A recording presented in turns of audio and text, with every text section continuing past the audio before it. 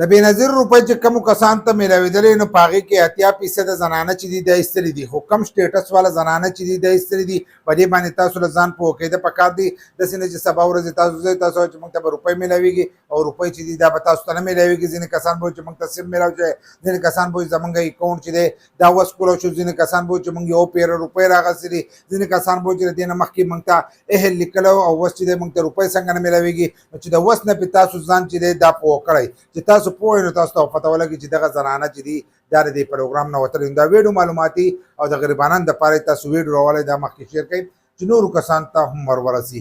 نو د بېنظیر روپۍ چې دي دا په څه شرطونو میلاوېږي، په هغې کې موږ تاسو ته هغه شرطونه چې دي هغه بیان کړي دي. هغه ویډیو تاسو هم کتلی شئ، خو یو څو خبرې چې دي هغې پکې دا شامل کړي. د دې نه مخکې موږ تاسو ته هم ویلي اوس چې ستاسو د بچو کم دغه نو هغه به هم په دې کې شاملېږي. مخکې به په ښځه خاوند باندې هر څه لاګو چې د هغه پاسپورټ نه وي، د هغه په نوم ګاډی نه وي، د هغه په نوم جایداد نه وي. اوس چې ستاسو بچي او د هغو سره هم دغه څیزونه یا به بهر ملک وي نو هم به تاسو ته چې دی روپۍ به نه میلاوېږي. نو په دې کې ځینې کسان دي چې هغه به دغه شان دي، نو هغه کسان چې دي هغه به نه میلاوېږي، خو هغو ته سټیټس چې دی دا هم شو کېږي. هغه سټیټس ته هم ښیم که دغه تاسو ته شو کېږي نو په دې کې 80% زنانه چې دي دا ایستلي دي.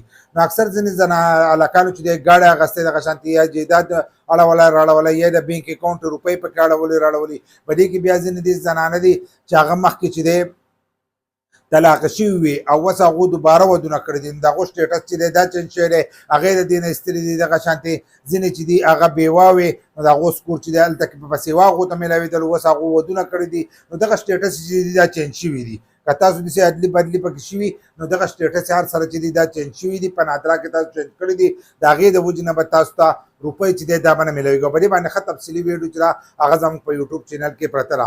دا د هغې کسانو دپاره دی کم کسانو ته چې سنګل پټۍ کې لیکل راغلي لکه آپ کا ڈائنامک رجسٹریشن میں اندراج ہو چکا ہے، خالی ورته دا لیکلي او دی ورته د کل نه لیکلي چې د دې نه مخکې هغه اهل و، د دې نه مخکې روپۍ هم هغسې دي، او بیا ورته ایکدم دغه لیکل راغلو. چې دغه لیکل ورته راغلو نو د هغو ویریفیکیشن چې دی دا دوباره شروع شو.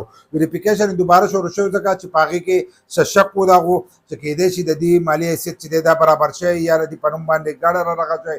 د دې د وجې نه د هغو دوباره ویریفیکیشن شروع شو، دوباره معلومات د هغو حاصل کړي. نو چې حاصل کړي دي نو په هغې کې د 73 کسانو په نوم باندې هغه شیزونه چې دي دا راختلي دي. نو 80% زنانه چې دي هغې د دې پروګرام نه د دغې پترو باندې ایستلي چې کومو کسانو ته دغه سټیټس راغلی دی که آپ کا ډاینامک رجسټریشن میں اندراج ہو چکا ہے او د هغو په نومونو باندې دغه شیزونه راغلي دي. نو هغه د دې پروګرام نه وتلي او په راتلونکي وخت کې به هغو ته قسط چې دی دا به نه میلاوېږي.